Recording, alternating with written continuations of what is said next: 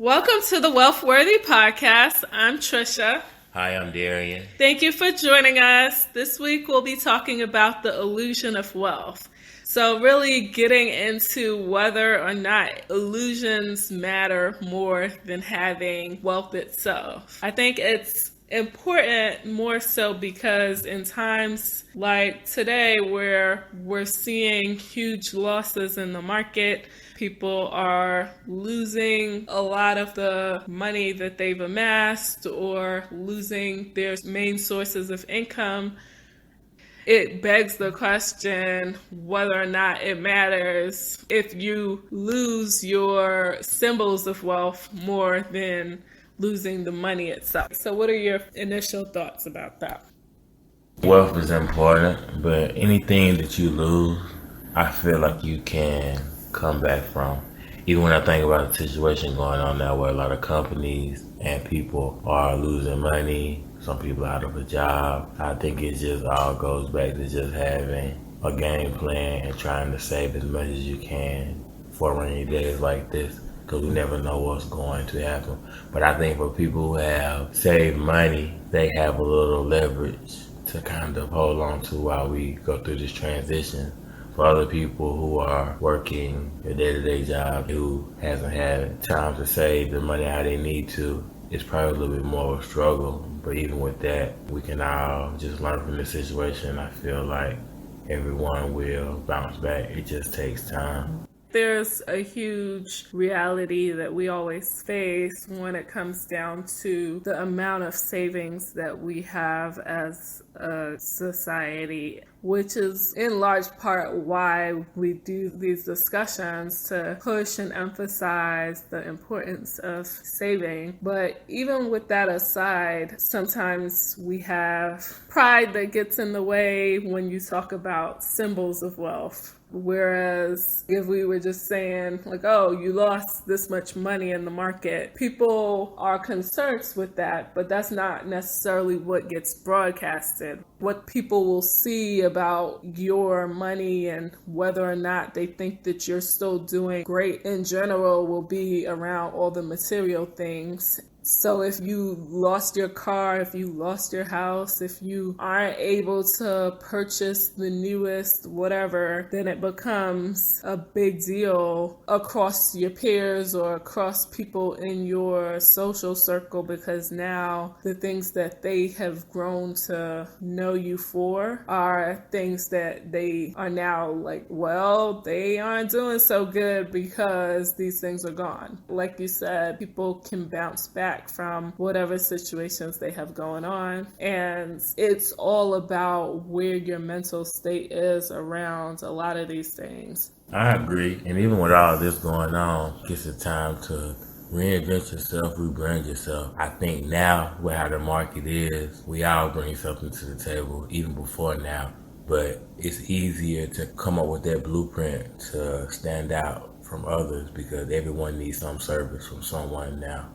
Would you say that it's better if you're rich and no one knows? Being rich and not a lot of people have access to you or not knowing, I think that's good to an extent because it lets people see you for who you are without that money and access tied to it. But I think when people know that you're rich or wealthy, people come with a lot more strings attached, if that makes sense. So this person has money, so they have access. So I want to be around this person because they have money. But it's like if you stripped all that away, you're still an individual. So it's like you have to know how to kind of balance that out and make sure you have the right people around you from the beginning.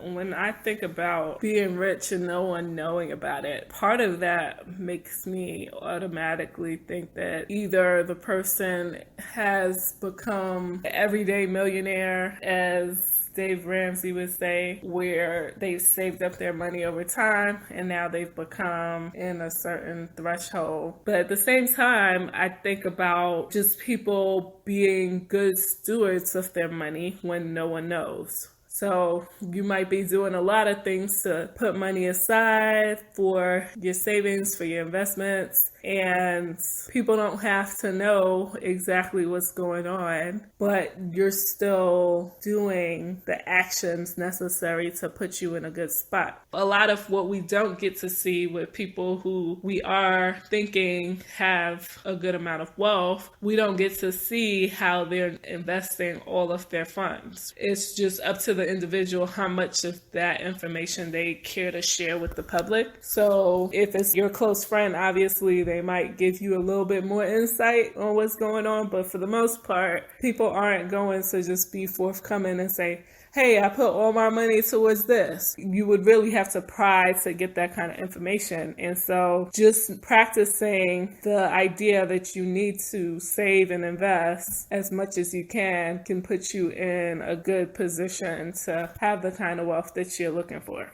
Do you think that you need luxury items to feel wealthy? I don't. I think about it like this. I'm happy you asked me this question, Trisha, because luxury items are good, but I feel like if you know who you are, it's just an item. You're paying for a name. Sometimes brand names make people feel better, but I mean, you're also spending more money in the long run. I think about it like this. If I were wealthy, or one day when I become wealthy, let's put it like that, I would still have the same habits I have now. I mean, it's nice to have luxury things, but I don't feel like they're the end all be all. If you know who you are and are comfortable in your own skin, you can rock anything. The brand Champion, I remember when those sweaters and hoodie sets came out back when I was probably like in elementary and middle school. No one wanted to wear those at all. And then soon as a celebrity puts it on, it's the biggest new trend ever. There are certain things that I couldn't necessarily jump on the bandwagon for. But when it comes to luxury items, there's a cross between good quality and just being expensive. If you buy something and you're looking at, oh, this quality is great, oh, it'll last longer, or things that will matter in the long run for you, then that's one thing. But the idea that brand names come with a certain level of prestige is always going to be there. And some people do measure success and wealth by those things, which I don't think that you should necessarily measure wealth by that, because people put their money to the things they think are important. I've seen people put all their funds towards a certain kind of vehicle because they need to be able to showcase that. And that's at the top of their list right now, even if it means that they won't be able to pay other critical bills like rent, mortgage, whatever. But the reality is that you really have to look at quality and functionality. I do appreciate a good creative person. So if you have an inventor or a creative that's making something that's different than anything else you see on the market, then they should have some value for their creativity, their innovation. And if that comes at a higher price, I get it. But when it comes to being seen as wealthy, people might just look at the car and make a ton of assumptions, but they have no idea if the person is having to live out that car now because they haven't paid anything else, or if they're dependent on someone else helping to take care of them because they've squandered all their money on something. Or, even when we talk about people who inherit money and now you have all these assumptions about whether or not they are self-made versus them being able to take care of themselves by creating more income. But I think the reality is just we need to figure out and start training our minds to think outside of that. Just because somebody's driving around in something that isn't top of the line doesn't mean that their bank account matches that. How would you feel if you lost something that was a status symbol? So if you ended up having to lose your car, lose a house, lose your source of income, what would you feel, or how would you approach that situation? I guess for me, I'm a little different because I don't look at things as status symbols. Like I said before, anything lost, I really feel like you can get back. And it's material things. I'm much more the type of person, I value family over material things. Material things have a purpose, but it's like if you have a car accident tomorrow, like you can always get another car, but you can't get your life back. So Yeah, but that's easier said than done because you did take a while thinking, like, oh, I got to get this kind of car but I knew what versus. I wanted though. It's like I know what you're saying, but I knew what I wanted, so I wasn't just gonna make no rash decision. I think But it's was just that a status symbol or was that a. this is what I wanted. So that's, It's but not that's a what people would status. be No. saying as a status Yes, but symbol. it's not a status symbol. I don't look at it like that. I think we all know what we want. It's kind of like dating. You know the type of person you want to be with. So it's like, I mean, you kind of go out here and you hope and pray that you find that person. And like, you know, you have stuff you have your yes and your no. So you have things that you'll settle on, and you have some stuff that you just not gonna waver. So you know, like this type of car I want, this type of house I want, and I'm gonna do as much as I can possibly to get it. But I want to say it's like a status symbol. I wouldn't look at it like that. Well, if you're talking about your wants, right? Like wants are a lot of what get people in trouble because, you know, a lot of people lately have been talking about like, oh, reality, if you're living in a space and it's only two people, you could easily live in a 1 or 2 bedroom and be fine. But a lot of people want 5, 6 bedrooms and it's only two of them, right? And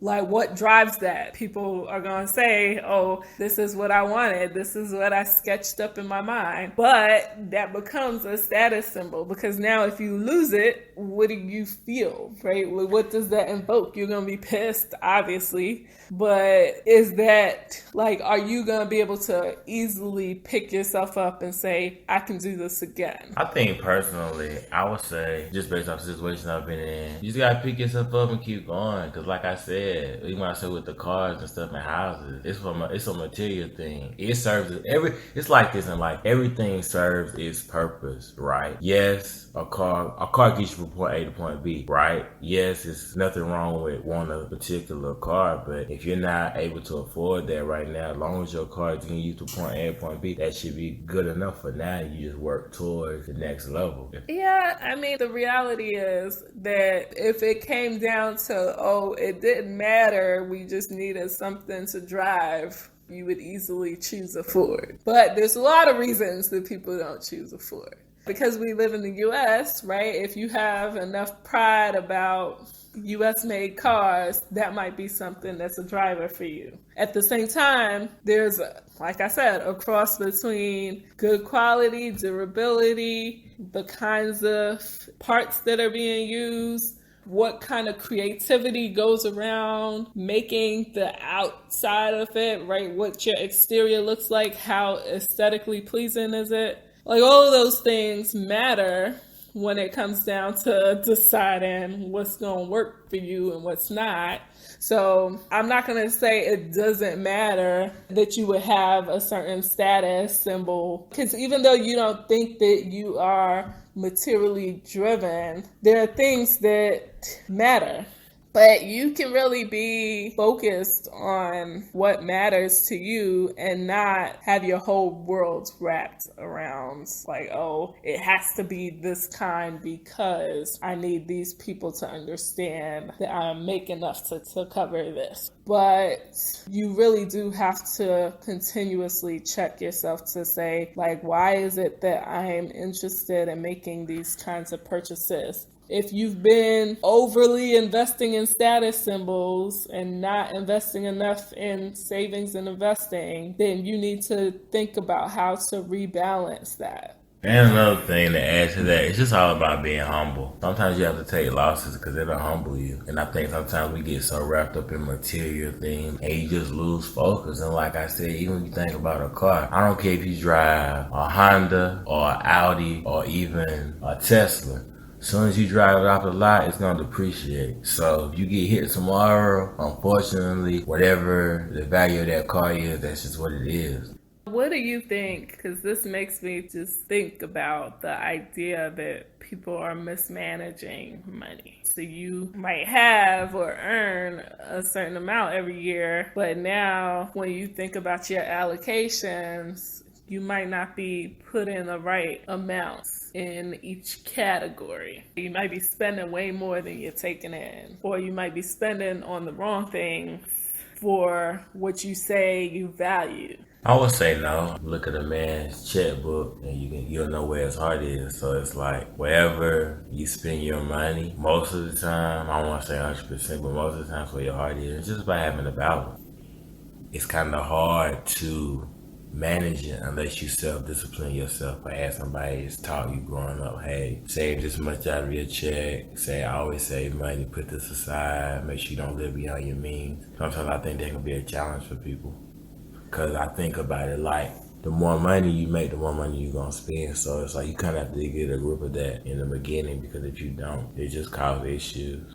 The big thing that you said there is that concept of the more you have, the more you spend. If you can get away from thinking that way, then you would be in a much better predicament down the line. So if you're earning more year over year, but you can continue living off the same amount, then you're automatically giving yourself more money to save and invest. One question that always comes to my mind when we talk about the idea of wealth being an illusion, receiving a lump sum versus receiving an average monthly amount. If we were talking about in retirement, I'm going to hand you $1 million, or I say I'm going to give you $5,000 a month, what makes the most sense for you?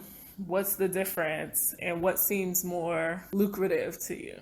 It's simple math. Take me back to my basketball days. It's like signing a multi-million-dollar contract, play on a team, but then you also have the option of getting a shoe deal that pays you for the rest of your life. You're going to take the shoe deal that pays you for the rest of your life, because if that contract ends tomorrow, you still guaranteed to get that certain amount of money for the rest of your life.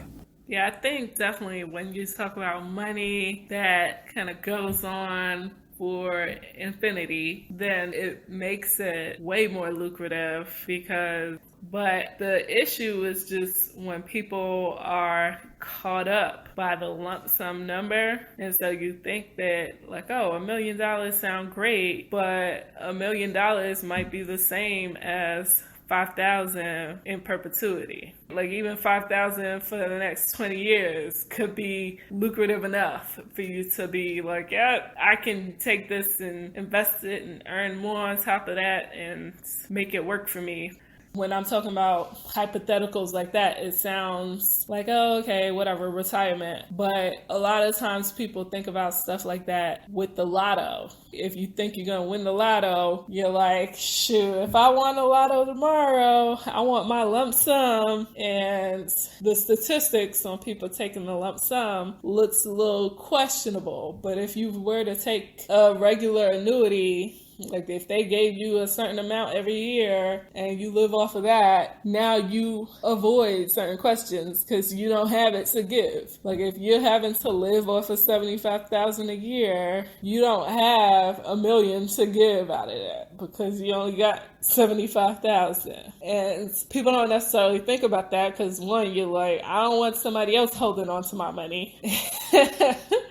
And then two, is like, if you give me all the money, I could figure out how to invest it and do all those things on my own. And it just brings a huge risk of the money being mismanaged. If you have to get creative about the amount of money that you're earning and spending, then you put in the work. So if you were like, oh, I need 50 million to open up this new business venture I'm coming up with, when you only have 50,000, now you have to get creative. You have to figure out how to build that from the ground up. You have to figure out how to go out and get investors if you need it. The last question I would ask is, how do you think wealth should be measured? That's a good question. I don't think wealth should be measured. And the reason why I say that is because It goes back to the simple question, what exactly makes a person wealthy? Are we just looking at money? Are we looking at material things? Are we talking about a wealthy mindset? There's a lot of angles and avenues you can take from that. Most people are just going to look at it from a money standpoint. You have a nice house, you drive a nice car, you've been successful at your job, been able to start your own company, or you made a good investment. So with that, I don't think that wealth really can be measured. I think it's really the individual, because we all bring something to the table different. If you are continuously feeding your mind and looking for ways to strengthen your skills, you are putting yourself in a position where you can have that wealthy mentality. But then on the monetary end of it, there's a number that we've talked about in the past, needing 2.3 million to be considered wealthy, and most people aren't going to reach that number in their lifetime. And it takes more than one lifetime to be realistic for people to amass the amount of wealth that it would take for other people to consider you wealthy. The reality becomes that if you are concerned about your own success, you have to play by your own rules. You have to figure out how to make it work for you. And yeah, there are things that will likely push you forward. So if you are saving and investing, that can help push you forward. But you could completely butcher all of that, fall flat on your face with all of those things, and still wake up the next morning and have in your mind, I need to change this, come out and blow all of the things out of the park. Yes, there is a number that society might have in mind for what it means to be wealthy, but you can figure out and take ownership of what your reality should look like and how you are going to go about making sure it looks that way. Thank you everyone for joining us. We'll talk to you next week on the next episode of Wealthworthy. Thanks for joining us. Bye. Bye.